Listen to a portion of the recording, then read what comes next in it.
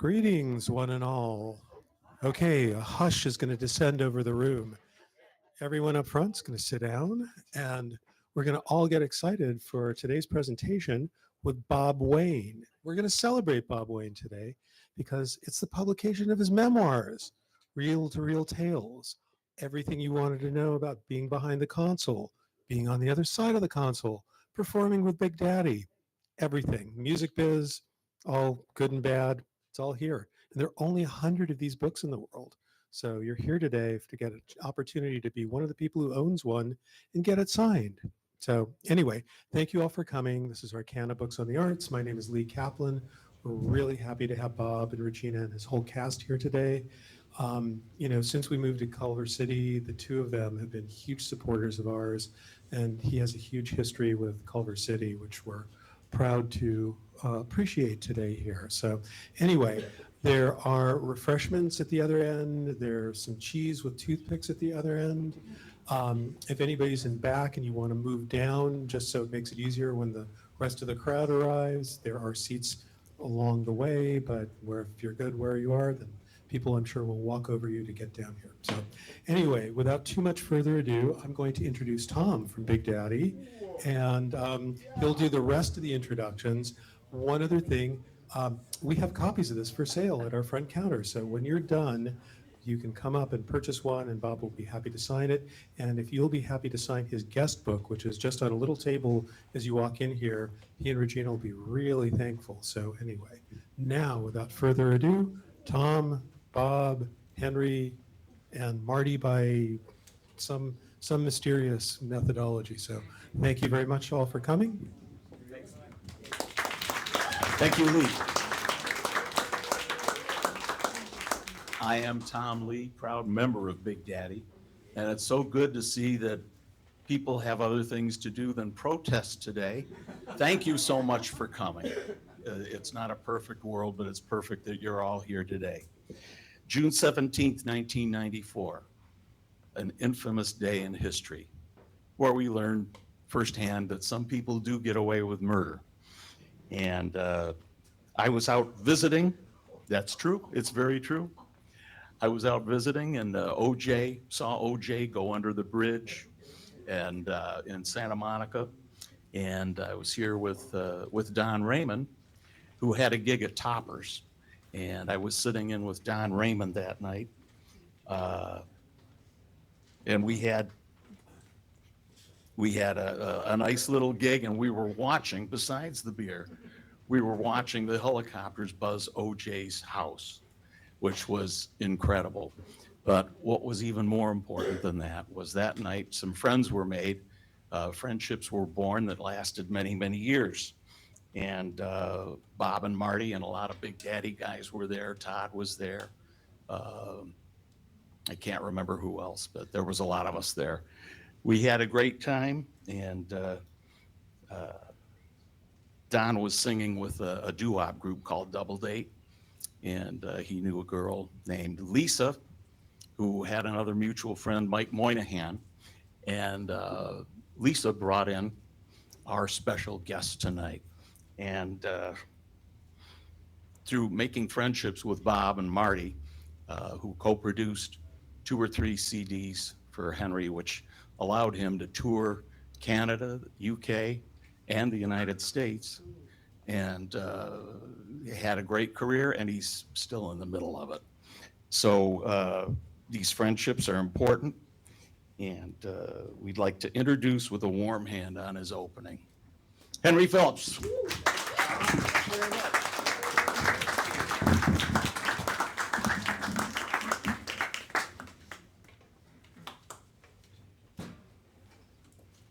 All right. Okay. Well, I'm going to do a little music for you. And again, thanks so much for coming out. I always like to say that if you guys didn't come out tonight, there'd be nobody fucking here. So I'm glad that everybody's here. And so let's go ahead and do a song.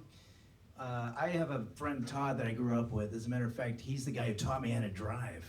And I think he did a good job, because a lot of times when I'm just driving around, people roll their windows down. They're like, hey, who taught you how to drive? And I'm like, Todd? I don't know. But Todd is a singer-songwriter, and he's very successful. As a matter of fact, he got to meet Ray Charles, the legend, right before he died. And he wrote a beautiful song about it. And the song, you can hear it. It's called No One Sings Georgia Like Ray. And I heard that song at Todd's, and I got so inspired by it that I wrote a song for him, which is a nice one too. It's called No One Sings Georgia Like Ray, like Todd. And I guess that Todd heard that song of mine, and he got so inspired by it that he wrote a song back for me, which is a nice one too. It's kind of long. It's called No One Sings Georgia Like Ray, like Todd, like Henry. You can hear that okay in the back and everything? You hear the guitar? Okay. So anyway, I heard that song at Todd's and I was like, oh shit, now I gotta write him a song. It's gonna be so long and nobody's gonna like it. And so I just said, screw it. And I'm gonna do a song for you guys right now that literally has nothing to do with any of that shit that I just was talking about right there.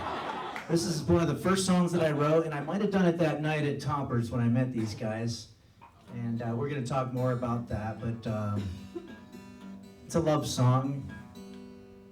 Do we have the... You need more guitar? Yeah, the chord wasn't in there. But you'd think after 30 years of doing this, I would have known that you had to do that. By the way, Tom was talking about getting away with murder, and I've had a comedy career for 30 years, and I'm not funny, so I feel like in a way I've kind of gotten away with some stuff too. Oh, here we go. You are the blossom, I am the vine. You are the blossom, I am the vine. Sweet little blossom of mine, hanging on the vine, extracting all the nutrients from the inside. Sweet little blossom of mine. You are the oyster, I am the pearl. You are the oyster, I am the pearl. Sweet little oyster of mine, irritating you on the inside, covering me with your shiny mucus-like substance until I shine. Sweet little oyster of mine. I am the host organism. You are the unicellular dinoflagellate algae. I am the host organism. You are the unicellular dinoflagellate algae. Come on, everybody sing along. You guys got it. Sweet little unicellular dinoflagellate algae of mine. Letting me use your chloroplast that I can photosynthesize, providing me with carbon in exchange from the nutrients you obtain from my catabolic pathways. Sweet little unicellular dinoflagellate algae of mine. All right. There's only 35 more verses of this one, and then we're gonna get on with the next song. Now here we go. You are the Elvis. I am the Colonel Tom Parker. You are the Elvis, I'm the Colonel Parker. Sweet little Elvis of mine, right there by your side, pulling your bloated 250-pound cocaine and barbiturate saturated body into the bathtub to keep you from drowning in a puddle of your own vomits, and selling a lot of records. Sweet little Elvis of mine. Thank you. Thanks. True story. So, yeah, we're gonna have a lot of fun reminiscing and stuff like that. Yeah, 30 years ago I met Big Daddy, basically, and I actually had seen their show at Groundlings 4 years prior to that. How many people were at the show at Groundlings? Yeah, incredible. And met Marty Kanigher, who taught me how to use the thumb pick, which I'm doing now still 30 years later. And so it'll be a lot of reminiscing, and I'm gonna go ahead and do one more song for you, and then we're gonna get started with the Q&A here. Why don't I do this song here? It's a song I don't do very often, and I think that's just because it's not a very good song, and but I wanted to do for you guys. This is a song that Salvador Dali, the artist, I was reading in one of his biographies, they probably have it here, apparently one time, to show how meager and humble that he was in the presence of this girl that he loved, he actually showed up to her doorstep completely naked and covered in his own feces. And it didn't work. And I don't know if you've tried that. I did it to some Mormon girl and they never want to see me again. But it kind of made me think about all these people that have made these incredible contributions to our art and our culture and our civilization, and the sort of weird habits that they had, or that we all have heard rumors about or whatever. And this is just a little song.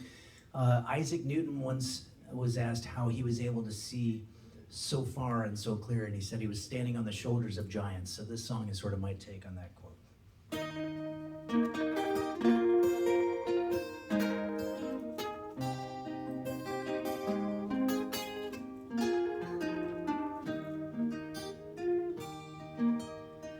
Ancient philosophy was framed by prodigies, Aristotle, Plato, and Socrates. And even though their thoughts were deemed the aristocratic voice, they also had a thing for little boys. Catherine the Great, so it's been said, needed farm animals to be fulfilled in bed. From historic rulers to the ancient Greeks, we're standing on the shoulders of freaks. Isn't life pretty? Ernest Hemingway once said, and then he put a bullet through his head. Salvador Dali's surreal paintings were God sent. You'd never know he wore his own excrement. Then there's Da Vinci. It's said that he required dressing in women's underwear to become inspired. From the great romantics to the ancient Greeks, we're standing on the shoulders of freaks. We're standing on the shoulders of freaks. Thanks, everybody. It's time for me to bring up the man of the hour who I met 30 years ago. Am I bringing you to it? No. I might have broken protocol. I'm not sure. I'm bringing you up, right? Yeah. Okay. Hello, Henry. Oh, I didn't introduce you yet, but okay. Bob Wayne, and I'm reading his book. I'm almost to the end of it, and it's just fantastic. Every single page is wonderful. And Bob, thanks for joining us. Let's get ready to rumble, people. Come on, all right? Oh, yeah, quiet and alert. I always wanted to say that in a bookstore or a library, and I did it. Now I can calm down. So I was trying to figure out what to talk about. Henry will talk about a lot of things, but first, I figured I'll play some music from like 30 to 40 years of Sunburst recording. First CD I'm going to play is what I would call my children, since I don't have any real children. These are my children, these recordings.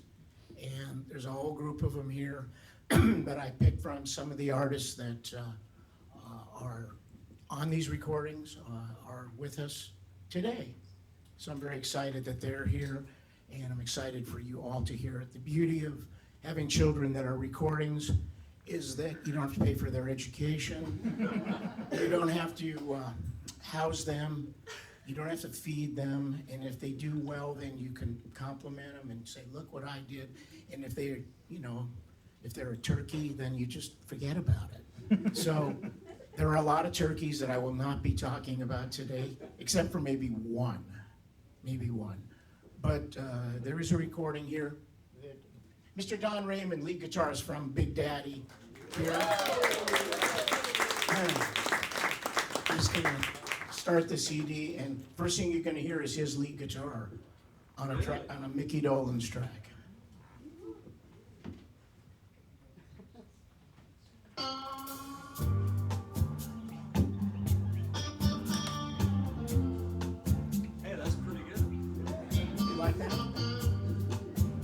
do some air guitar with that.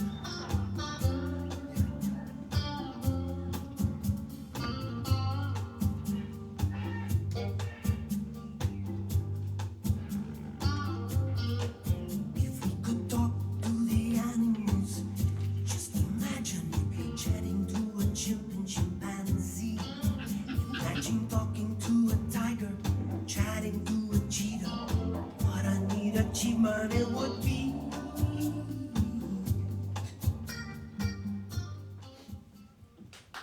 I calmly wait while the waves awake the pastel sky, and tranquility is reflected in the sea. Open your eyes, dear, unveil your love. Give me your smile, dear, my precious dove. How wonderful this world to see. Yeah. It's Mark Lennon from the group Venice.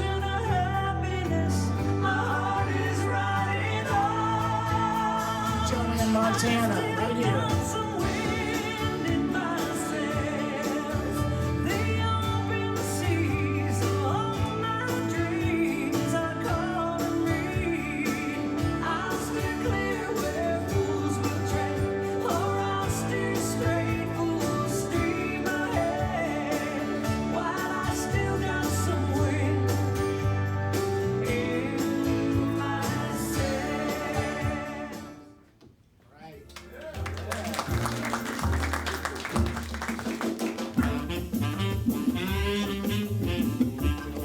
Joey Altruda and Blas Johnson. Music from the movie Swingers.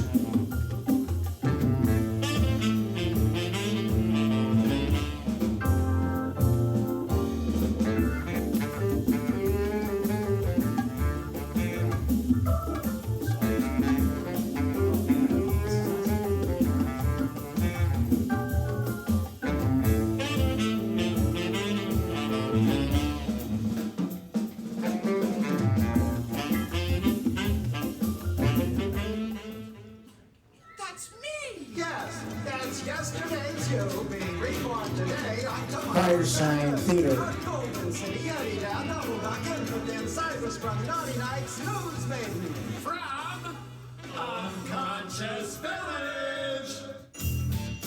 Radio Now. If it's not now, it sucks, okay? All right, too fast the hour, and those hours are passing quickly, and I am in your ears, you're in my mix. I have left my body, I'm in your head. I am Bebop Loco. Yeah, that's me, baby, the suspect, the outsider, and I'm looking for the hoochie cuties on. Weirdly cool perpetrators, playground, rebel fella, now radio. And that's who we are. No, not anymore, Bebop. There's been a format change. Mr. Producer, do we have a new focus group? Yeah, they focus us up real good this time. Well, what are we now? Coming at you, Bob, man. Extreme, no sense of humor, aggressive, in your face, now radio. Man, all right. It's 3 past the last on this day of all days, and me and the Now crew counting down with you till the end of time. I got Danny Vanilla on the street. I'm right here dogging the dirt till the end of the world. I got Chuck Threads in the booth. I got sports and new shorts coming into sevens, Beep. All right, but every crew needs a captain. Let's go to our Dizzy Devil over Fun Town. Captain Happy Bandit in the Now Chopper. Copy that, Bebop, and hello, folks. If you aren't swilling off his coffee in the Cube Farm by now, you're probably one of the gas goers I'm looking down at here on the 666. From Moyle Heights to the Santa Baby off-ramp, it's a mess. All lanes crawling slow and go. I'll watch for the hunter. He won't hunt you down. My better half right there, Regina I'll Glenn. watch for the famine. And the hunger you won't drown. Now run along. Forget your tears. They'll roll by like years and years. For pain is only a short test.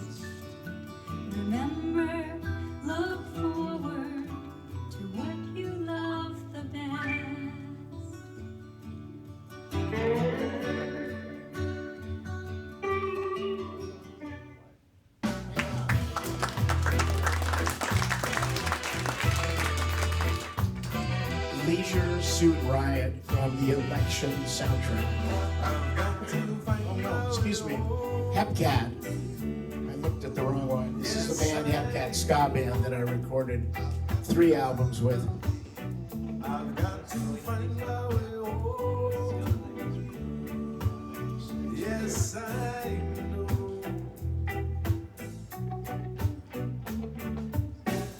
Left my home to start a new life. To build my fortune, maybe find myself a wife. The more I stay, the more I know I've got to rush back home.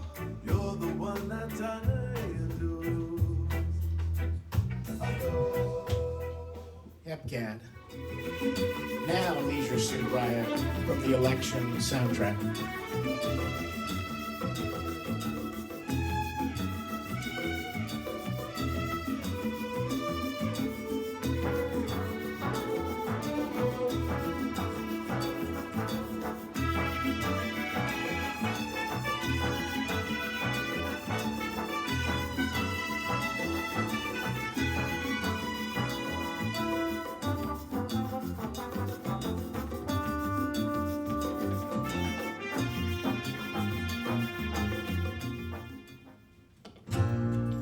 Ain't no angel gonna greet me. The great Richie Havens.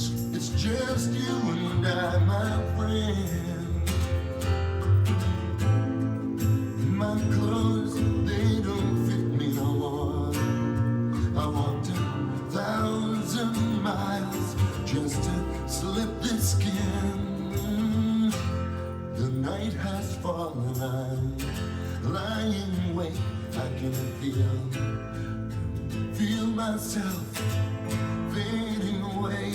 So receive me, brother, with your faithless kiss, or will we leave each other alone, alone like this on the streets of Philadelphia?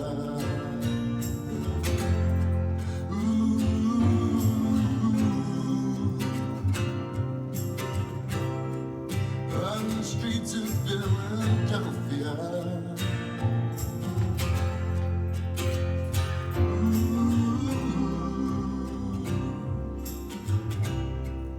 On the streets of Philadelphia.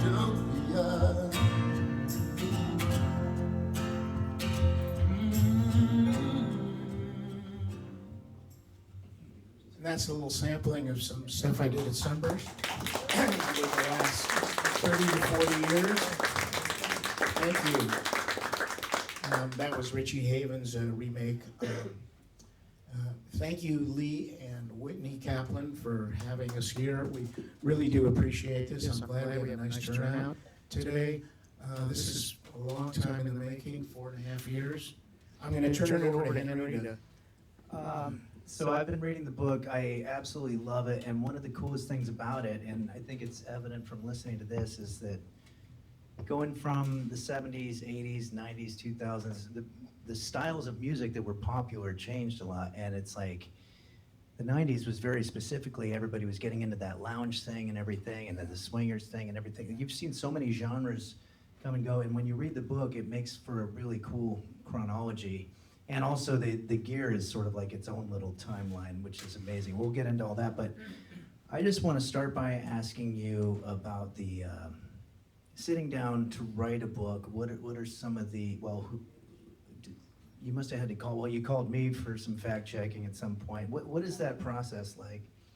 excruciating. I bet. I want to thank my editing team, first of all, Regina, who you already, you heard her song on that tape. She was the chief editor. Also, Joanne Kerman, Montana, was involved.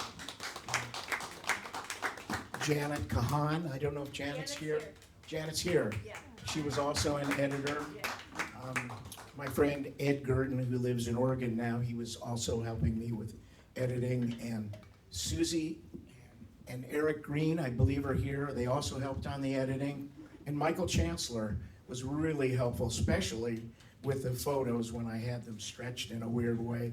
He says, no, your dimensions are all off. You got to fix those.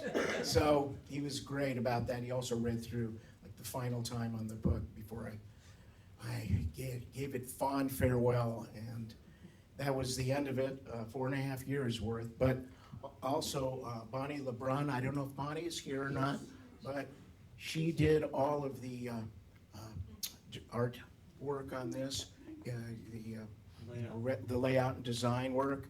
And then Bill Plimpton did my caricature. And Bill is well known for working on The Simpsons, and he's also done a number of films on, he's an animator mainly. And he's done some great work over the last few years, been nominated for 2 Oscars. So that's kind of the book itself, and as I say, it was a long haul. You know? Well, I think you have, in the book, you have a built-in time. I happen to be a huge fan of audio equipment and all that kind of stuff. Even not though, the timeline of starting with reel-to-reel and then moving into digital and all this other stuff, it's like there's a sort of a storyline built into the whole book that I love. And can you talk a little bit about the humble beginnings, the reel-to-reel, and just you as a young kid recording your parents arguing and stuff like that, and then how that moved into what you do now? I do not have those recordings here, but I have, believe it or not, saved them, and they were pretty interesting. I'm sure they loved it. Going from that little reel-to-reel, 3-inch reel machine to recording skits with my friend Marty and Bill Green, and who's also here somewhere. There he is. And we just did a lot of that. Oh, there we go. Say hi to Bill. And I progressed from that to eventually being involved with music and thinking it was really incredible to be up in front of an audience performing. And me and Marty and Mike Shedlin had a folk group early in high school, the Ascot Singers, and we wore ascots. And later on, I worked for Preview House, and that's when I got my first taste of really the technical end of recording. And Preview House was a market research company that you would go into the theater up on Sunset and turn a dial. Some of you might remember it. And you'd be shown media, commercials, movies, TV pilots, things like that. And Larry Heller, who they hired on to start record testing.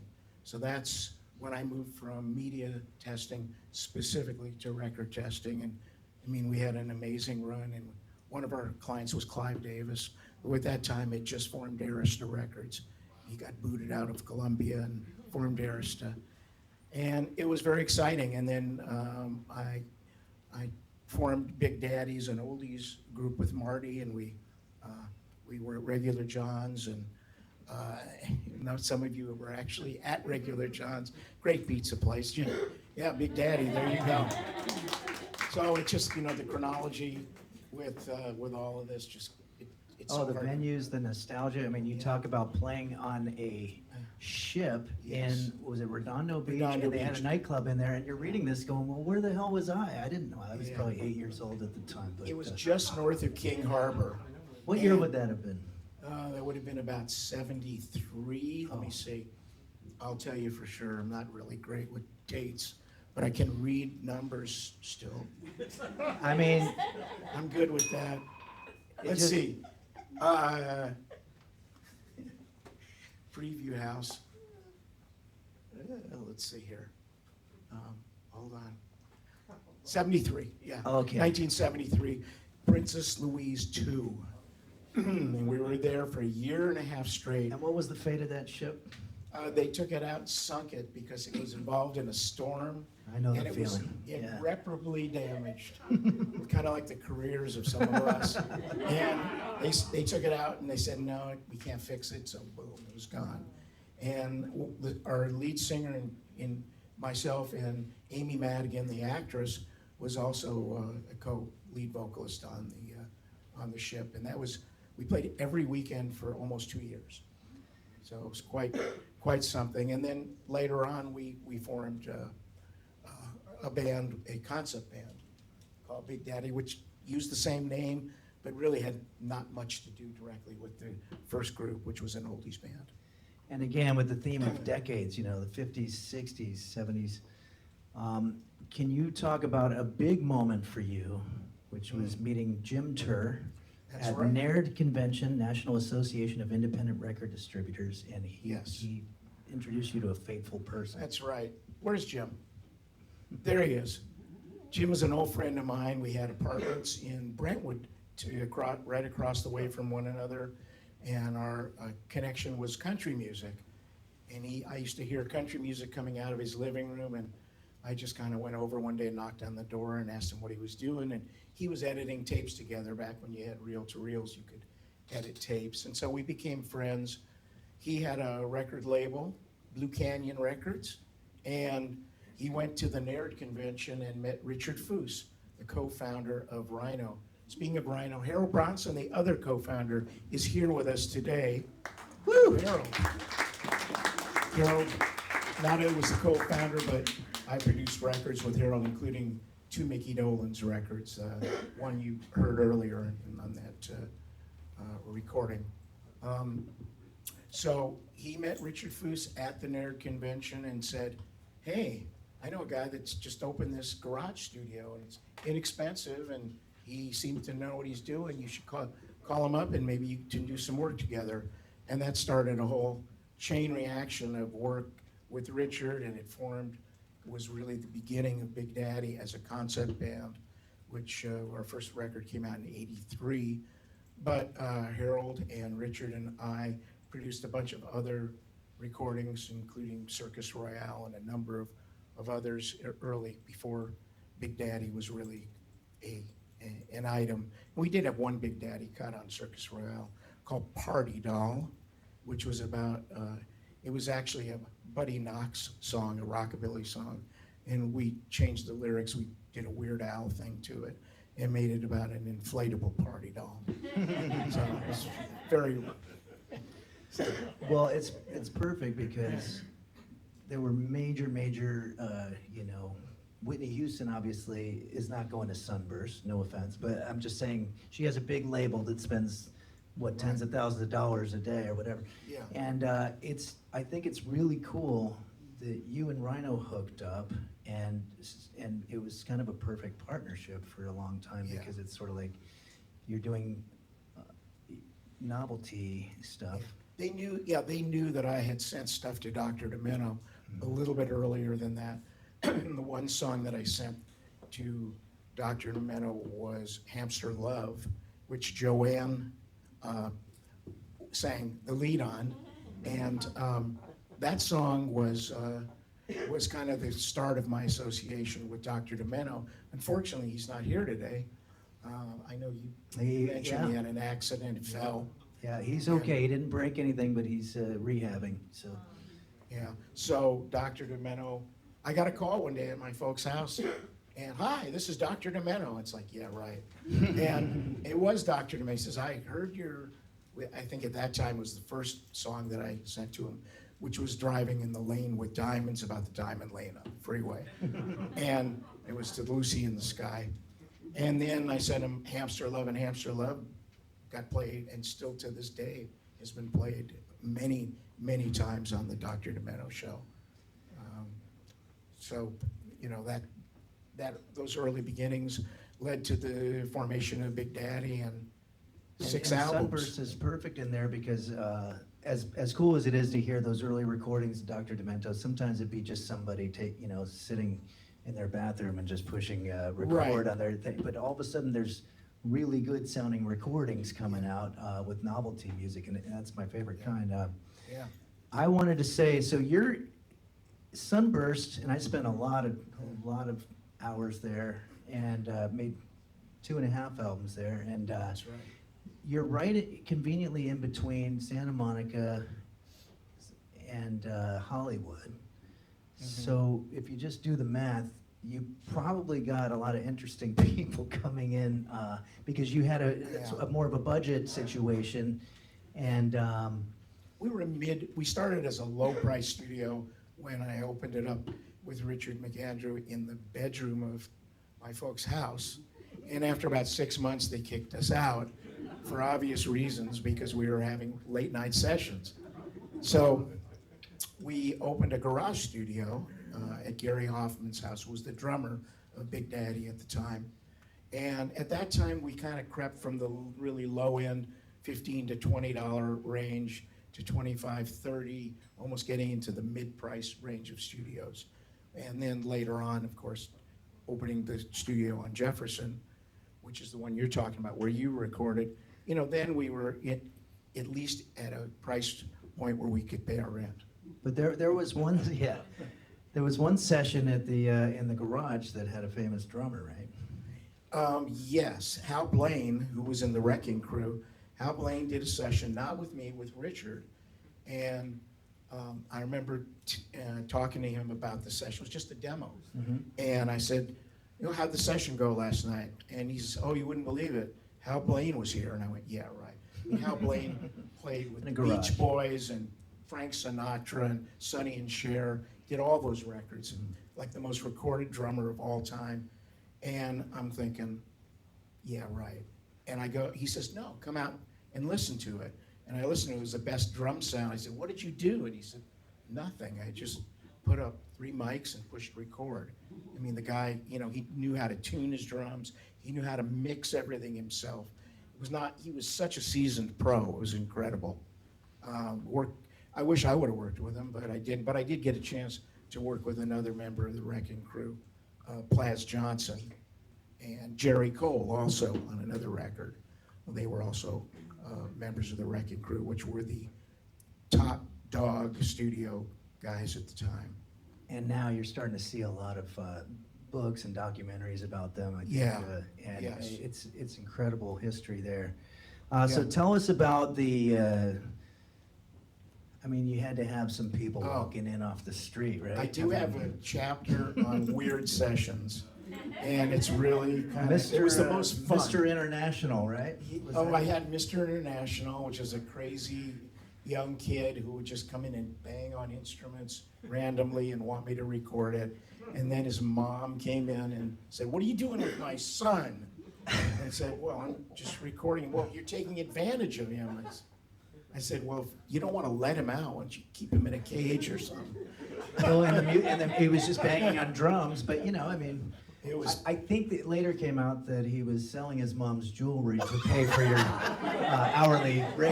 Yeah, I didn't know So she too was much upset. about it. But the weirdest session I think I ever had was I was at the studio on Jefferson, and the door to the office was open, and some guy, young guy, maybe 30 years old, walks in and comes over and he says, is this a recording studio? I said, yes. And he says, I'd like to record. So I grabbed my book and he goes, no, I want to record right now. I said, what do you mean right now? He says, yeah, I'd like to make a record right now. I said, he says, are you free? And I was. I said, okay. He said, you have money to pay, don't you? And he said, yes. I said, all right, come on in. So do you play, like, we have a piano, do you play piano? You have guitar, or go in your car? No, I'm just singing a cappella. Just you? You know, not with like a group, an a cappella group? No, just me. So he comes in, he goes into the recording room, I set up a mic, he takes out a Sony Walkman. Most of you remember a Sony Walkman, cassette-based with earbuds. He puts in Tom Jones' Delilah, and he's playing it back through the earbuds, and he starts singing along with it. And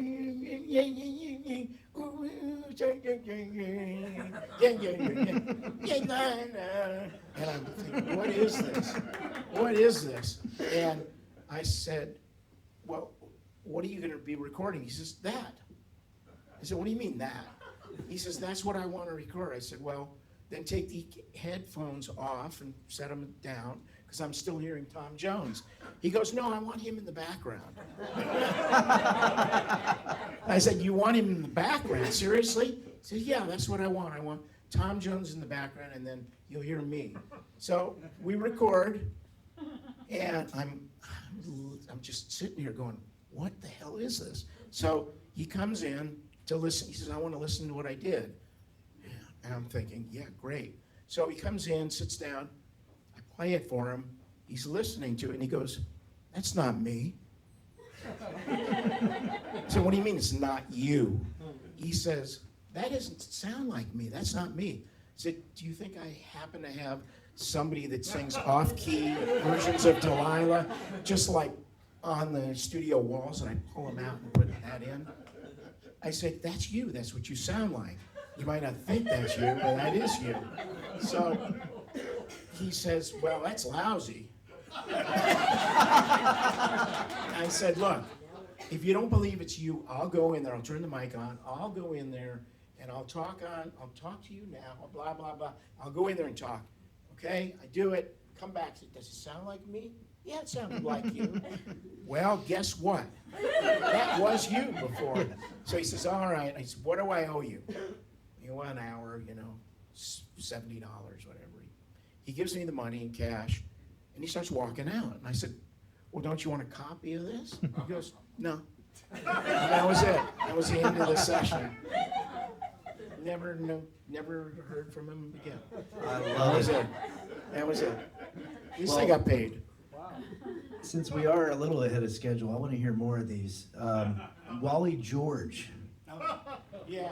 I don't know if anybody knows Wally George. I'm glad that people, sometimes I'm like, did I just imagine Wally George, or was that really a real thing? He was this crazy guy late at night, and he would be like, yeah, you're all out of your mind. He was very ahead of his time, actually, but... very conservative. Yeah. And he had like a mock kind of young audience who played along with his Rebecca conservatism. De Mornay was his daughter.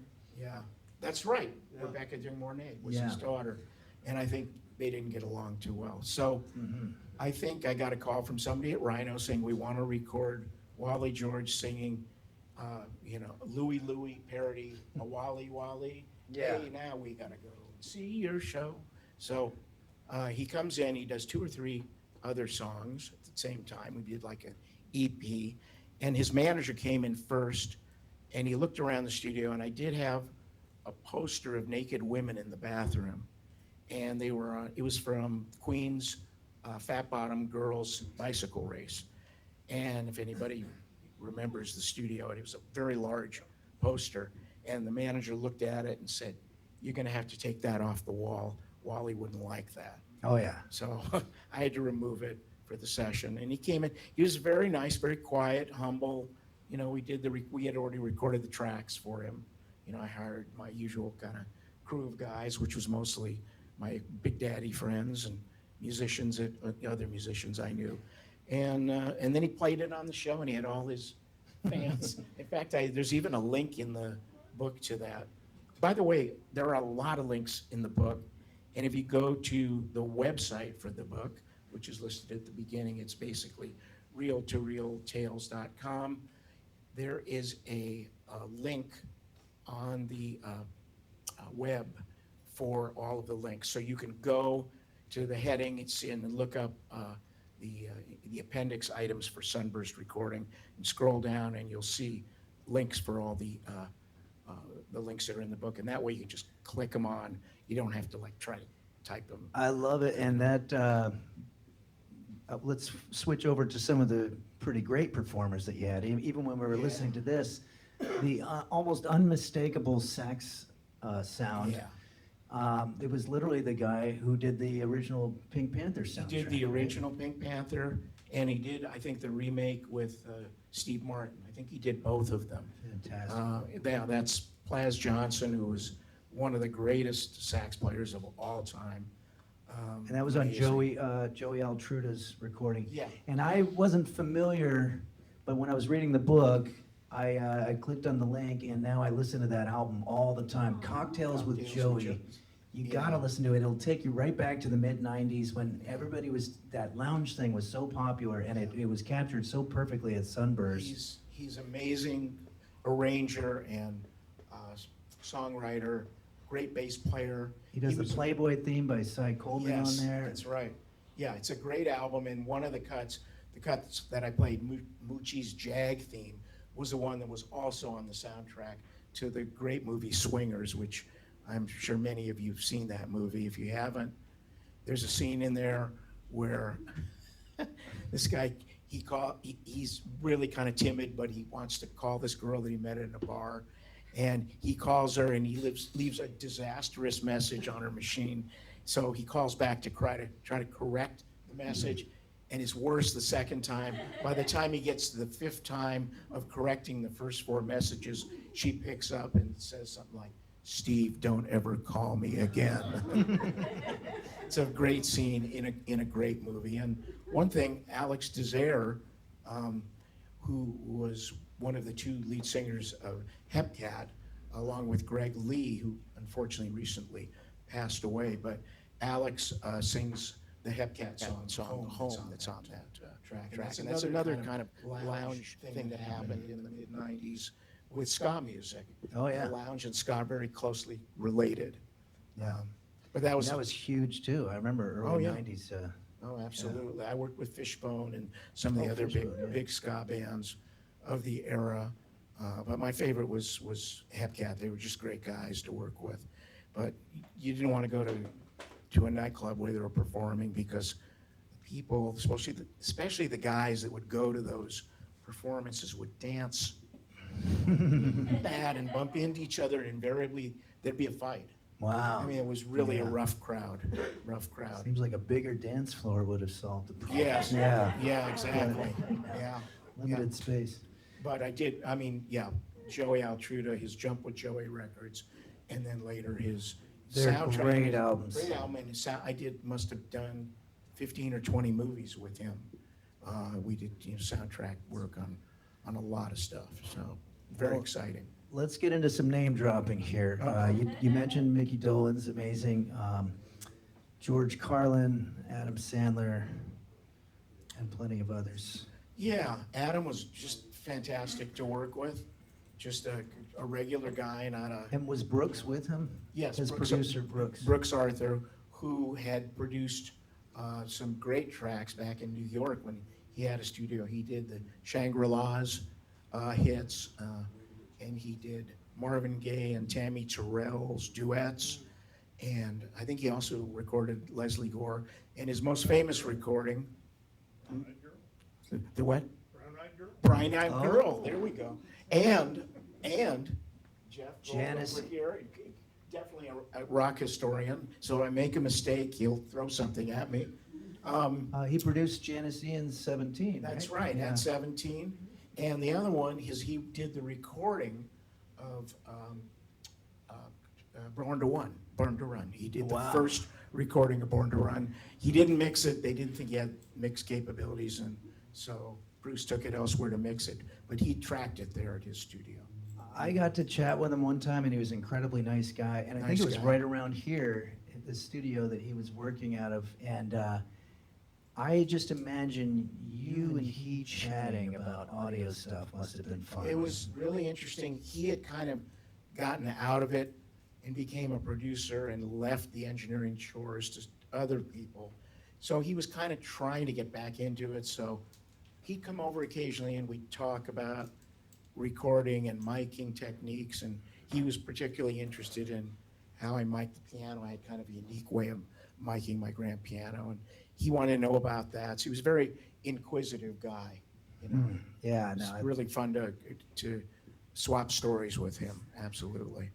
Yeah, and I mean, I'm always fascinated by the audio stuff. And one thing, you mentioned Hal, and then one thing that I think is always true is that if the content is good, it makes your job easier. Oh, You boy. just basically hold a mic up to, That's right. and if it's the psychopath coming in on the street, it's a different situation. But It can be pure hell. now, can we talk about mics just for a quick second? Yeah. Like, a friend of mine once told me a story about the singer for Bad Company, and now it's escaping me.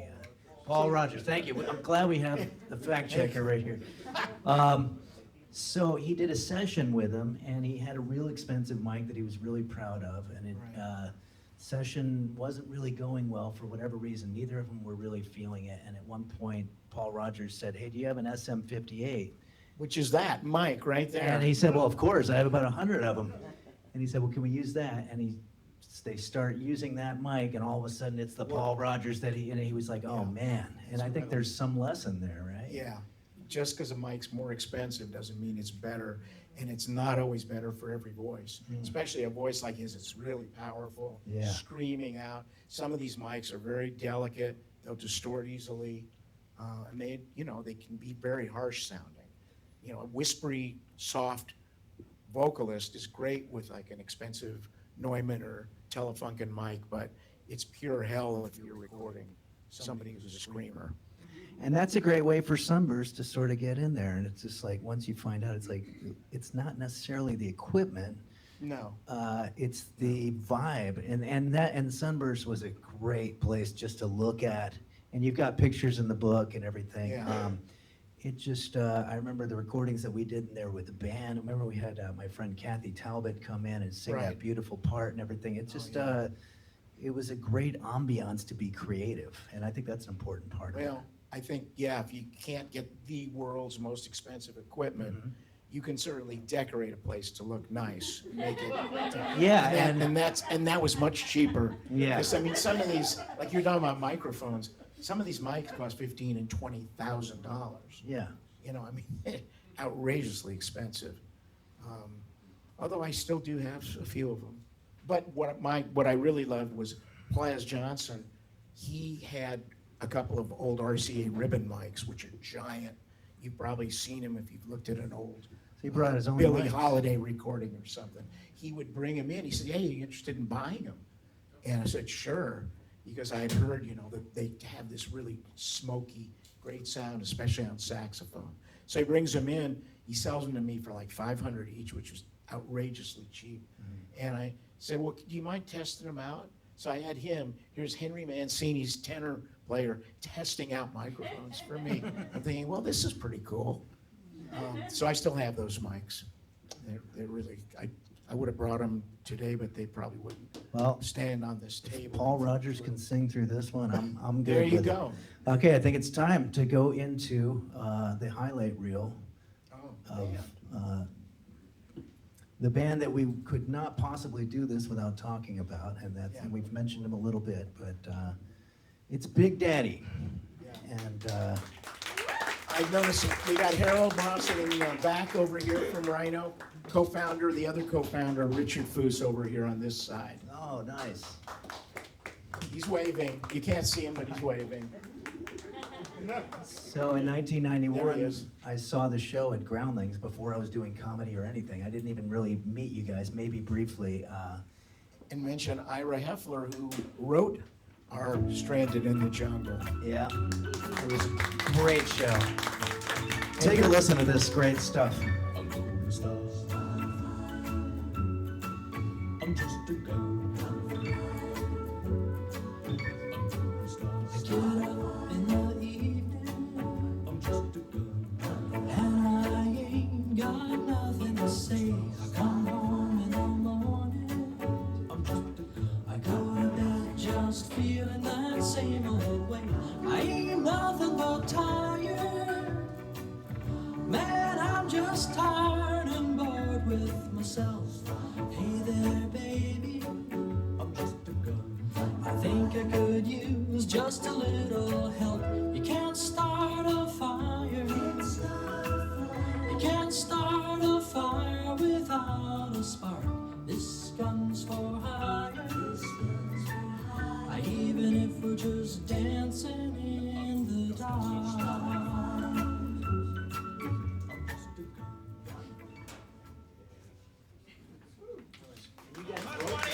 See is something true, made up of these three words that I must say to you. I just come to say I love you. I just come to say how much I care. I just come to say I love you, and I mean it from the bottom of my heart.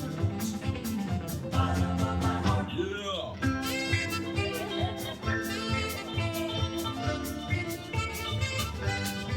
No summer's gone. No one's. You may find yourself hear their shotgun shell.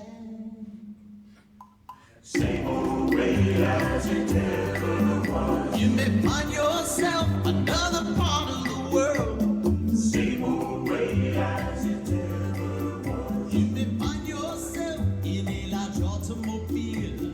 Same old way as it ever was. Or in a beautiful house with a beautiful wife. And you may say, well, how did I get here? Happy days go by. Let the water hold me down. Happy days go by. I still prefer that version to the original. Well, baby, now every night in my dreams, I see you, I feel you. Well, that's how I know you go on. Far across the distance and spaces between us, you have come to show you go on. Yeah. Wherever you are, I believe that the heart does go on. Don't you know that once?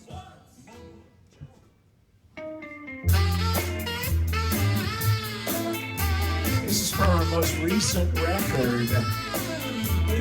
Tell by the way I use my walk, I'm a woman's man, no time to talk. Music loud and women walk. I've been kicked around since I was born. Now, it's all right.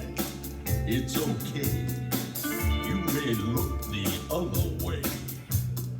We can try to understand The New York Times effect on man. whether you're a brother, whether you're a mother, staying alive, staying alive. With Sergeant Pepper's Lonely Hearts Club Band. We hope you will enjoy the show. We're Sergeant Pepper's Lonely Hearts Club Band. Sit back and let the evening go.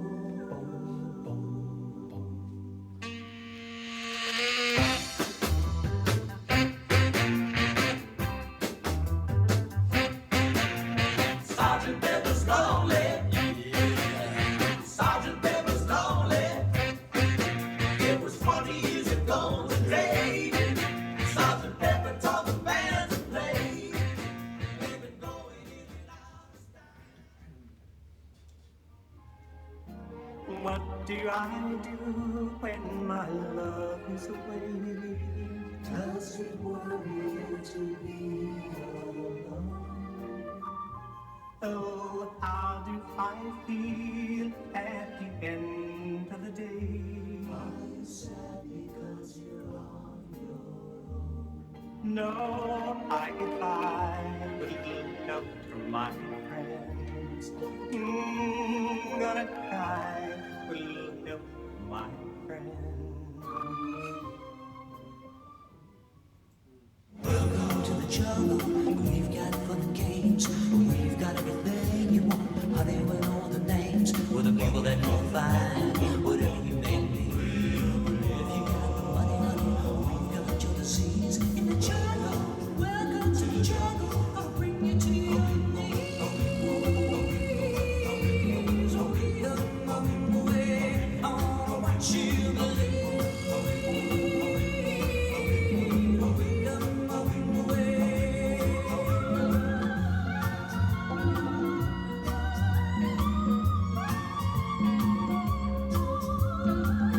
That's a real voice, by the way. Amazing.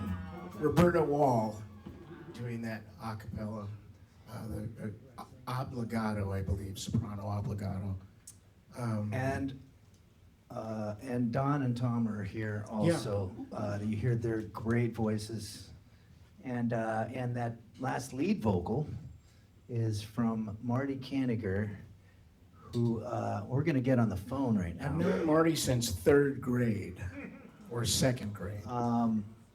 Yeah, I met Marty that night at Toppers 30 years ago, and he Right. became my manager. He taught me how to use a thumb pick, taught me how to not be afraid of saying uncomfortable things in front of nice audiences, and and it's He paid knew, off. he knew all about that. Yeah, and great sense of humor, but also I just he's a consummate musician. I think it's important to mention that I don't think the Big Daddy concept would have worked if you weren't good musicians, if you weren't able to actually pull it off. And then it would just sound like, oh, a bunch of guys, screwing around. But there's a sincerity and a love for both of the genres that you're doing, the modern song. Yeah. And Yeah, and they're that, all, that wasn't always easy to do. I mean, we would spend a lot of time working on a song, trying to fit a concept and a style or two or three styles together with one song. And it wasn't always easy. We had a lot of misfires that we'd have to go back to the drawing board. Oh, Marty, do you hear us? Yeah, you guys are interrupting my afternoon nap time. What's going on there? Well, first I want to make sure that we have this from a technical perspective. yeah, can you guys hear it? Can the people in the back hear Marty? Yeah. Let's see. Wait, I want to Can you all hear me there? Oh, there we go. There you I never knew where Yeah. the speaker was on this damn thing. Okay, I should have asked you. So, Marty, we got a high-tech situation going on here where I have the SM58 up to my iPhone. And but we're loving listening to these Big Daddy tracks. And now, an interesting thing happened that I'll start with. In the last couple of years or so, there's this platform called Instagram, where it used to be you play a song for 200 people, or maybe you get on the radio and get heard by thousands of people. Well, I believe that "Welcome to the Jungle," the last track that we heard, is at how many views now? It is Bob over would 20. probably know that. He's Yeah. getting the statements these days. Yeah, Bob, 20. How many are we at? Well, there's over 27,000 videos and well over 25 million views. Maybe more than It's 30 really strange million. that was "Welcome to the Jungle" was off our fourth, I think, "Cutting Their Own Groove." And as anybody who's getting, statements and royalties off of past musical work knows that every year they get a little less and a little less and embarrassingly less. And sometimes we've actually had checks for like 5 cents. And I think everybody's seen those kind of checks. And how do you But what was divvy that up? happening- you wait. You wait till it gets to be like 15 cents, and then you It's send out divisible. checks to everybody. Yeah. But with "Welcome to the Jungle," I called Bob. I said, "Bob, I'm looking at the statements, and we're all of a sudden we're getting like thousands on this and almost nothing on everything else." And Bob got on the computer and kind of tracked down where our version of "Welcome to the Jungle" is being played. A lot of Instagram people and their dog videos, and for some reason, doodles. People with labradoodles, golden doodles, love that song, and they all send out the videos to each other through Instagram or using our song. But where the real money was coming from was sort of an African Travelocity. I don't know how to put it. I don't remember the name, but they were a travel agency booking tours and safaris and stuff in Africa, and they were using it as like theme music to their commercials. And you get, all of a sudden, you're bumped up on a higher scale, and That you made a think that huge maybe you ought to difference. go for physical therapy because your career's coming back. But it was for a while. It was very active in the labradoodle and African vacation. Marty would have to take it back to dogs. He's a dog fanatic, so it'd have to end up back there. Also, a lot of people went on safaris, like to Africa, and then they'd be out in one of these Land Rovers or whatever, and they'd play the track in the background. So you'd get some of that, or they'd be at their local zoo and they'd play it, and that's would be some of the videos. If Guns N' Roses had known that all they had to do was turn down the distortion a little bit, and then they'd probably be able to have a whole different career, Yeah. Yep. Yeah. You know what? Don't say anything, Henry. We don't need that kind of competition. Yeah, exactly. I do believe that on one of the Guns N' Roses tours, they did play our version before their concert started. Wow. Yeah, so they used to play it, which was kind of cool. Well, Is that right, Jeff? since, We'll take that as a yes. since we have both of you guys here in the same room, technically, in a way, let's talk about when did you guys meet? Was it second or third grade?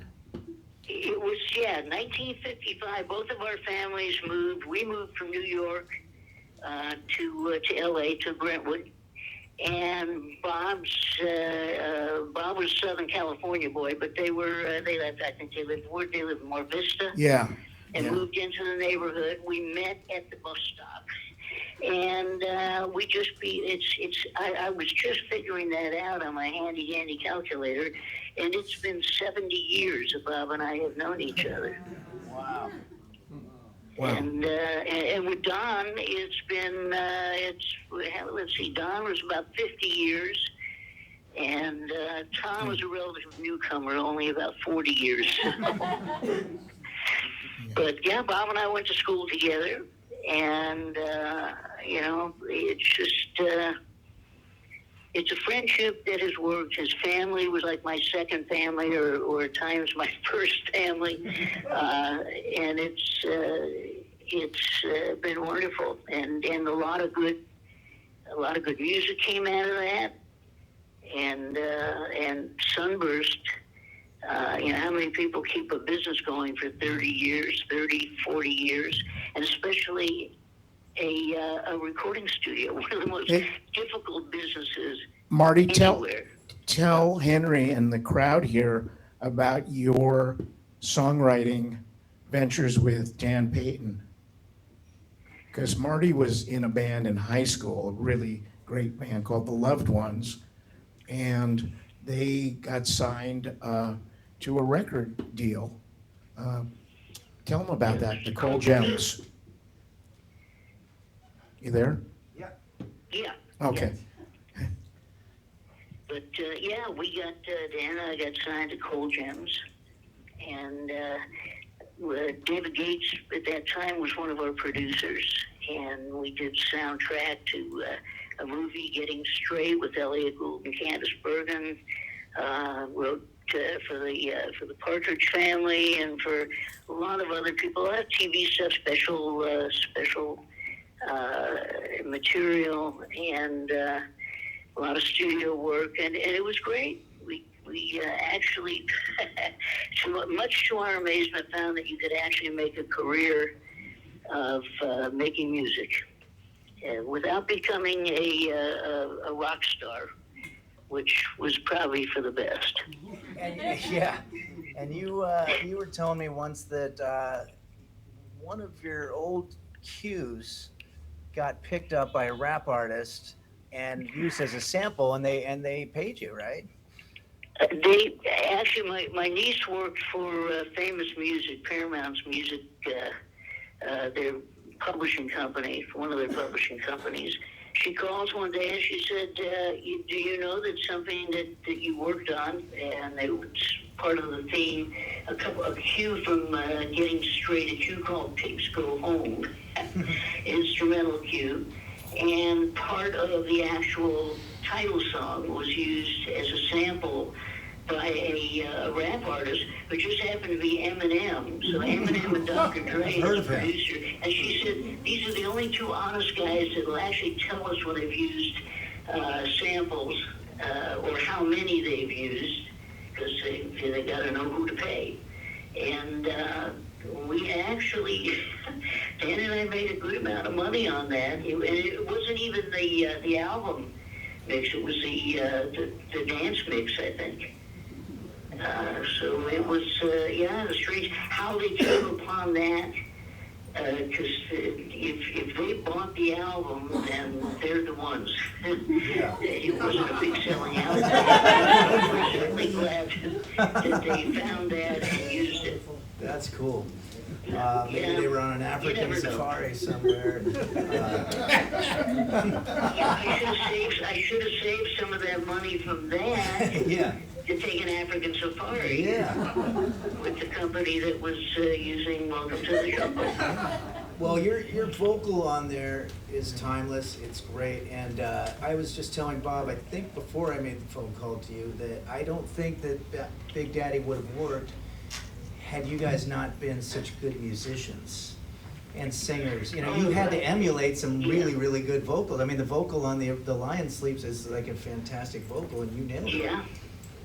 Well, and there were some of the things that we were most proud of when the reviews would come in, is that there was a common thread, and it was often said that not only is this stuff clever and funny in the novelty vein, but after the novelty wears off, this is just damn good music to listen to, and so a lot of the critics picked up on that too and mentioned that, and that was something that you know, everybody just had a high standard. We had some great musicians in the group, and I agree, and I think that's one of the things I'm proudest of. Mm-hmm. Well, yeah, I mean, Born to Run, with I think Don sang lead on that one. That's I like that. I like your version better than the Springsteen version. I like the Springsteen version, but I think what we're saying is I have old guy tastes in music, because I always feel like there's too much screaming, and it's actually probably the first time that I knew what the lyrics were, and I loved it. Yeah. Yeah, and we were very careful to keep the lyrics accurate, and the melody, and just change the arrangement, and we were very careful about that, and I think I agree, it worked for us. And it's still working for us, right? Yeah, should we keep Marty on while we have a series of Big Daddy questions here? Don't hog them all. Are you good? Okay. I can stay. Hey, get your own show. I want to ask both of you guys about the UK tour. Oh yeah. Well, Which, I think you mean the first one when we did This Dance is in the Dark. 1985. we've been told by our attorneys not to talk about the Gary Glitter tour. Oh, Jesus. Yeah. We didn't know anything. I mean, what happened was our cut, Dancing in the Dark, was actually on our second album from 1985, and we went over to England to promote the first record, and they heard Dancing in the Dark. They wanted to put it on a bonus cassette at that time, I believe. You remember what those are? Audio cassettes. Yeah. And then the song, there was a guy on Whistle Test, Old Grey Whistle Test, that wanted that song performed live. We were going to do another song, I believe, Marty. When we do I Write the Songs? Yeah, or something? when I Write the Songs, that's what the record company had chosen as the A-side of the single. Trevor Dan was the guy, he produced Whistle Test, and apparently we were told by the guys at our record company over in England that it was licensed to, that he had a golden ear. If he said, I think this is going to be a hit, or this will be a chart record, go with it, because he's almost always right. He said that, and we said, look, you guys know your market, you know, you want to switch it to that. It was fine, and we did it, and I've actually got some copies of the charts where Bruce Springsteen's version of Dance in the Dark is coming down the charts, and ours is going up. Yeah, we did those, and in England, everything we did on TV was live. We didn't do any lip syncs, which was so great. So we were on Whistle Test, and we did Ebony and Ivory, and we did Dancing in the Dark. And they got so excited about it, they decided to put it as a bonus cut on the first album. So in England, the pressings have Dancing in the Dark as part of the first record, not in the US. Yeah. Well, yeah, one of the things that comes out in the book is all the live gigging that you guys did, and so that must have been a fun energy, like a little ace in the hole that you guys had when they said, hey, you guys got to do this live. It's like, oh yeah, we can do that. Yeah. Yeah.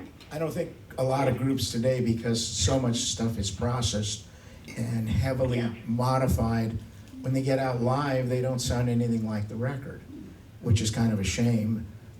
Thank God there are people like Weird Al who go out and does a show, and it's amazing because he's got fantastic musicians. And Jim West, who I know, his lead guitarist, and Bermuda Schwartz, his drummer. I mean, they're just great musicians doing a fantastic job, and it's great to see that there's still some of that out there in rock and roll. I also want to ask about, have you gotten comments from the original 50s artists that you guys parodied? Dwayne Eddy, Yeah, I think. when he went to a show, we did Star Wars, we did a version of Star Wars like Dwayne Eddy, and when we were in Caesar's Tahoe, he came to one of our shows, and we performed the song for him, and he came backstage after him. That was really a thrill. I don't know how many of you know who Dwayne Eddy was, but incredible guitar player from the 1950s. His big hit was Rebel Rouser. Yeah.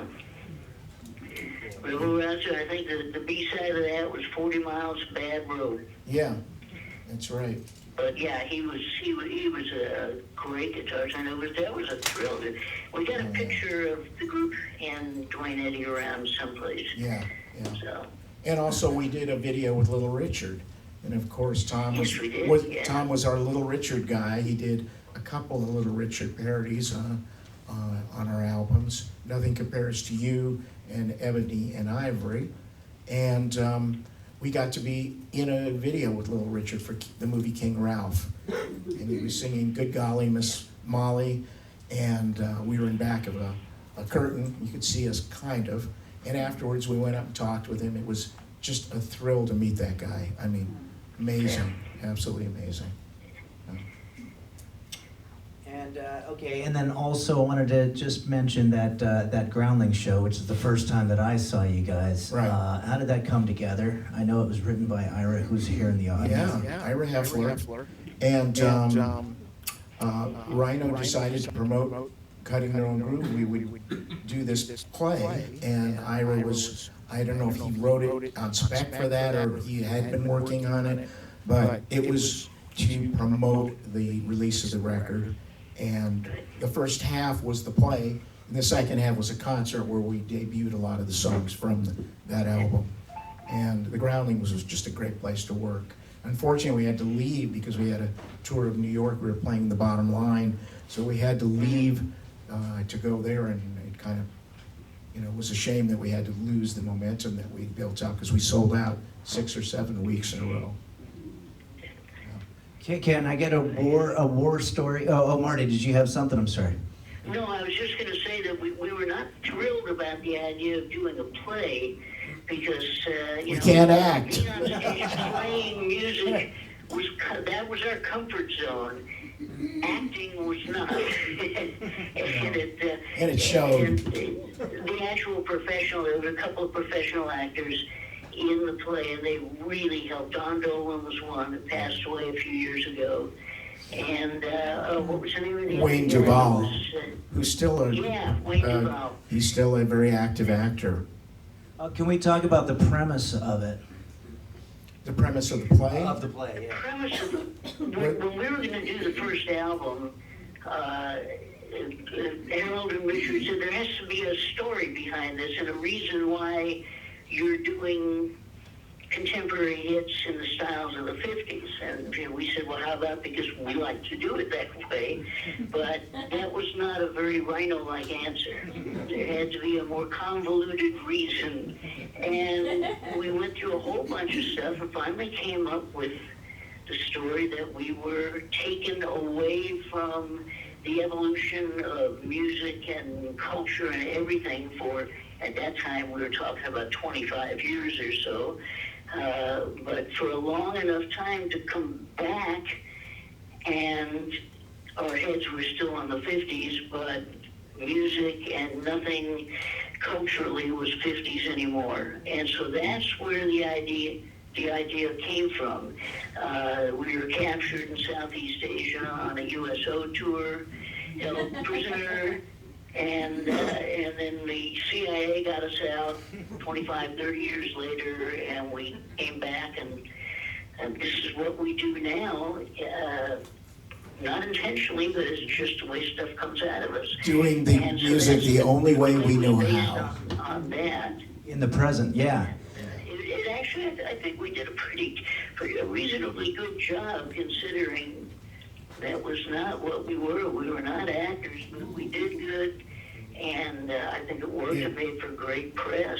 It was That the really idea. fun. It was so different. Well, one of my favorite jokes in it, you guys might remember. I remember it 34 years later, but one of you guys, somebody says, "What? CDs were new at the time, so why do you call these CDs?" You know which joke I'm going to do. And one of the guys says, "Well, because they're so small, you can barely see these." I think it was Tom that said that. Great joke. Tom Lee back there. Ooh, they're so small you can hardly see these. That was his answer. Oh, I still remember that. yeah. Yeah. We didn't think that line would work. We thought it was way too corny. And the first time I like corny. we delivered that line, the place just broke out. Well, we learned that you never know. You never know what's going to be funny until you try it in front of an audience. You might think something is just going to fall flat, and you got something else that you think will be really funny. And we had one line that Norman delivered, our old keyboard player, and it fell flat, so flat that the audience not just didn't laugh, they went, ugh. I mean, that was really not the best. What about Salvador Dali? No. It was, well, what was it? It was something like, we came back and there's George, something about George. Yeah, there's Bush, Yeah, somebody, Bush in the White House. Oh, it's about time they had a woman in the White House. Something like that. Just got it growing There you again, go. 34 years later. See, it still works, the same. Never changes. Universally bad. Well, it's time for questions from the audience. I have one real quick comment. John Sokoloff, are you here? Okay. When I announced the second song, Unveil Your Love, I announced it as Mark Lennon, who was the vocalist, but John is the composer, and it was actually John's Great album. music, great Yeah, music. so John Sokoloff in the back. I've been everybody. listening to that too. One of the cool things about the book is that you can listen to the music that he's talking about. It's great. Marty, I'm getting some kind of pulled muscle or something from holding the mic up to the phone, so unfortunately I think we're going to have to take the questions. But man, it's great to be able to, I'm glad this worked out. Yeah. Everyone say bye, Marty. Bye, Marty. Hey. Can you see us? Are you on the video? Are you on the video? Are you on the video? Marty, can you see the video? The video just changed to something else here. I don't know what it is. You might have gotten bored and changed it. Because we should be on a live feed.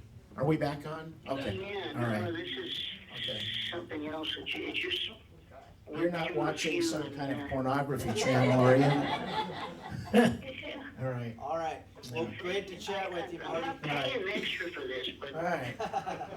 So, We'll see you. speaking of video, Barry Funkhauser back here doing the live feed. And Brent Bacchus over here doing the archival video, which someday will be edited and put up somewhere, and you'll all be on it. So sign your releases. So we need to take some questions. Yeah. Regina? Richard Foos has a question. Richard Foos, everybody. From Rhino. Hi, nice meeting you. He came. Why don't you use Don Raymond? I can't answer questions because I wasn't there. Will that stretch around you? Yeah, you should be fine. Yeah, I'll feed that one out here. Careful. Thanks, I guess this is more of a statement, but Uh-oh. You owe us some money or what? but I realized, like, from day one, I mean, Harold had produced his own record, but I'd never produced a record. I knew nothing. But from the day one, you like took us seriously for. I mean, I don't know what you were thinking behind your back, but you're having to produce and engineer the stupidest record, the dumbest ideas in history. I thought they were brilliant. They were brilliant. You did one thing called the Beverly Hills Blues Festival. If you ever get a chance to listen to that, it's one of the old compilations. Hilarious. Anyway, they sucked, it sucked, but you always made it like we were Henry Mancini, or, I don't know how you did it, but you always, and I thank you. It really Well, you're welcome. touches me when And I I think thank about you it. for the break of putting us on your label. That's for damn sure. That attention, like we talked about, that attention to detail is what sells it, I think. It sells comedy, you know, if you're just some guy screwing around and it doesn't work, you know, but the fact that you're treating it like it's real and capturing it. Oh, one thing, we had a question. Are there Big Daddy members in the audience here? Yes, Wayne Pete over here, keyboard. Michael Chancellor, also keyboard. I think Damon DeGrigman was gonna be, I don't know if Damon's here, drummer? Damon, are you here? He left. He left. Okay, well, we'll just yell loud and say, hey. He said goodbye. He said goodbye. Okay, he got bored. All right. Tom Lee, of course. Bubba, over here. John Raymond. Who am I missing? That's here. Huh? Todd Tatum, of course. Drummer Todd Tatum back there somewhere. Anyone else I'm missing from the band? No? Oh, me. Yeah, that's right. Okay. And Taking questions.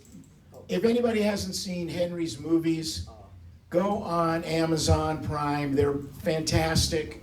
The first one was Punching the Clown. That one's on YouTube. On YouTube also, and then also you can see it on Amazon. Probably. Yeah, and Punching Henry is kind of this sequel, I guess you'd Yeah, say. yeah. And they're both really funny. He stars in both movies. Check them out. Well worth watching. I've watched it 4 times, and I still find it funny. So, but I'm an idiot. Thanks, but- Bob. yeah. Punching the Clown closes with a song called I'm in Minneapolis, You're in Hollywood, written by my friend Joe Kelly Jr. and myself. And we recorded that at Sunburst, and I love that song and that recording. Pick up the mic. There we go. Yeah, I want to bring it back to Sunburst, but yeah, there's a song that we recorded there. Marty sang backup, but it's called I'm in Minneapolis, You're in Hollywood, and it closes the movie, and you know, the fact that it was at Sunburst just gave it a certain energy that is just makes for some great nostalgia. So do we have any other questions? No. Ah, here we go. Did Big Daddy play at? Did Big Daddy play at Disneyland? Yes. How did you get that job? Can you tell us a little bit about that? I think maybe John Hatton was involved. He was our bass player who left us for Brian Setzer. And I think he knew the booker at the time. The guy. What year was that? Oh, gosh. I would. I'd say 90s, early 90s. I got it. I'm gonna say 95. What year was that? It was Oh. 1980 or something. We're not sure. It was probably in the 90s. What are you talking about? When Disneyland. Disneyland. We did 2 summers at Disneyland. Blast of the I think it Past? was the early 90s.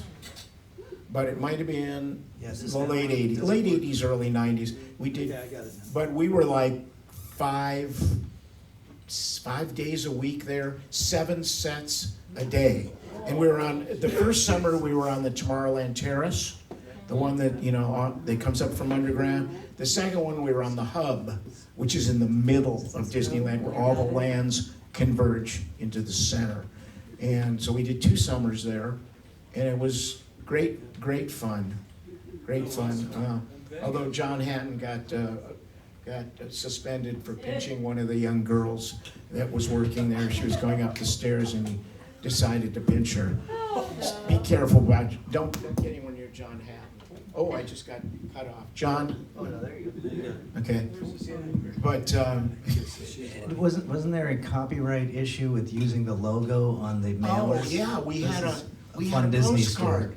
We had a postcard, this is before the internet, so we had postcards we'd send out. So we sent out a postcard, and it would be Blast to the Past, and it was their logo. And they found out about it and got upset. They said, you don't have approval to use our logo. We said, but we're promoting us playing at Disneyland. We said, doesn't matter. It doesn't matter. You still don't have the right to do that. Oh, great, yeah.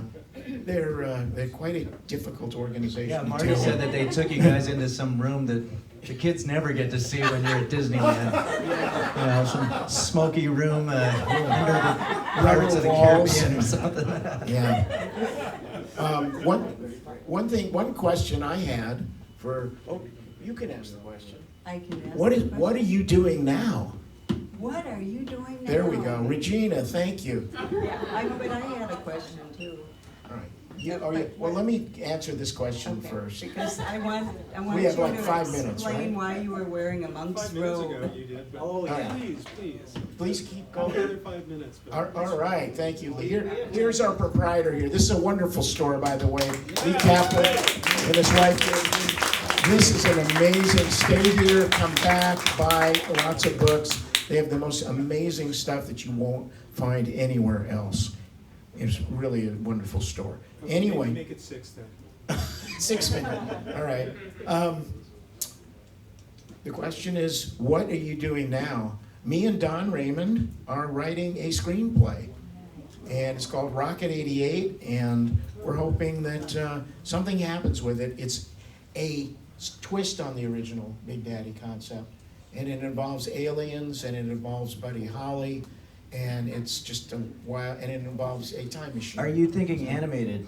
Right? We are, and we've been talking to Bill Plimpton about it. Possibly he might be involved I remember in it. reading the script, and I think it's fantastic. Yeah. Well, thank you. Yeah, no, it has that same kind of energy that the original the story. play. Yeah, yeah. And if we don't, and Ira's frowning because he's saying, use the original story. Yeah. Use my story. Which, who knows, maybe we'll eventually do that too. No, we won't. My co-writer right here, Don Raymond. Yeah. All right. Oh, Jim Krogel, yes ma'am. Oh, hi there, Bob. I hope you remember this, but it's very important to me. You were doing a show, and I believe it was on Thanksgiving in Santa Monica. What was that? At My Place or My Place or something like that? At My Place. Yeah, and you were giving away gifts on stage, and you passed out numbers or something, and you called my number. You do not remember that? No. It means so much to me. And you what did you win? I won a turkey. Wow. That's the truth. I won a turkey. You won a turkey. Yeah, and Bob goes, hey, I know you. And of course, we've known each other for, 70 years? Yeah. So thank Yeah. you for that. I appreciate that. And it's still in my freezer. And this Thanksgiving, we're going to break it out. And you and Regina are welcome to come fantastic. have turkey dinner. Fantastic. And, We'll take you up on that. and my wife passed a year ago, but Susie and I always agreed that Marty had the most wonderful voice. And we just loved him so much. I didn't get a chance to talk when he was on the phone, but I know you'll pass it on. And if I get a chance, I'll pass it on to him too. So thank you, He's probably guys. listening to you now. Yeah. He still does? Yeah. Thank you, Marty. Love you. Bye. All right. Anybody else? Gina had a question. I mean, Well, no, it was a What is it? reminiscence. can we take a couple of really quick things from the internet? Okay. What are the questions? There are none. Oh. So, Bob, may I ask? Yes. What was the year of the monks of the? Oh, 94, I think. That's The about when I met Benzatrine you guys. Monks. Yeah, Okay, we did a 94. record. So that's when my mother met you for the first Yeah, time. yeah. And Here's he the was in a record. monk's robe outfit. and- Jet Mania. Yes, and she said, don't sign anything. I mean, what was this about? Well, there It was was the an interview on the album, chat. The Benedictine monks of Santo Domingo. Yes. And it was one of those albums that was huge. Everybody's listening to Gregorian chants, and it was just Talk about a left fascinating. field Yeah. hit. Oh, exactly. Wow. It was like 500-year-old music or whatever. And so, being the satirists that you are, was this your idea, or did it come from Rhino? No, it came or, from Rhino, Richard. I think it yeah. was Richard's idea. Right, So you're the one who made him dress up like a monk? Yeah, and we did a and video. what was the name of the group? The Benzedrine Monks of Santo Dominica. Benzedrine Monks. And here's the record. In fact, we're going to give it away with 2 other things I worked on. This is a Shout Factory record. Now that sounds kosher. I'm on that. You're on it. Yeah. I sing be true to your shul. True to your shul, which you had to explain to me what a shul was, and I might get canceled because of doing that, but we'll see. And your buddy And Stupid Mark Joe. Cohen, oh my gosh, Stupid yeah, he Joe. sings the Take a Walk on the Kosher side. And, Right. he's perfect. And here's Barnyard Beat. Wayne Pete did this record with me. There's 3 records here. Champ Mania. That sounds kosher. Barnyard Beat. I'm going to give all 3 away to somebody. That In answers fact, the we have a question. truck with 6,000 of them, and if you wouldn't mind. Yeah, we'll pay you to take them off. That's just where CDs are now. So here's the question. Bob, Wayne, me, I have a gold record in my office. 1 gold record. Tell me what record it is. George Carlin. Who? George Carlin. No. I did get a Grammy on George Carlin, but not a gold record. Does anybody know what record? It's worth 3 CDs. No, not Firesign Theater. That was also a Grammy nomination, but not a gold record. I'll give you a hint. It was a soundtrack album. No? No idea? Was it, maybe it was something I played earlier? What was it? Who was that? And what'd they say? What did they say? Swinger soundtrack? Yes, that's correct. Here you go. I didn't say it. All right. Did somebody actually say that? All right. They get these 3 CDs. Awesome. And hopefully you can find a CD player, dig it up somewhere to play it on. They still maybe make them. They have artwork in there, and that's pretty cool. We've lost that. So here it is. Chris Raymond, is it you the winner? No. No. Okay. Well, Richie, you gonna take this. Who is the winner? Oh, back there. Oh. All right. And with that jackpot Steve. moment for you back there, we're going to bring this portion of the afternoon to a close. Yes, we do have to. Thank you all very much for coming and for your attention span and hearing all these wonderful, wonderful tales. So we have, as I said, there's water, there's wine, there's beer, there's books. Most importantly, from our standpoint, there's books. Yeah. But there's also cheese and crackers, thankfully, to abet the wine and the beer. But anyway, thank you all for coming. Please go buy a book at the front counter. The book is fantastic. That's all I can say. I'm loving it. Page turn. It's a lifetime's work, and Bob will be happy to sign it for you momentarily. Thank you. Yeah.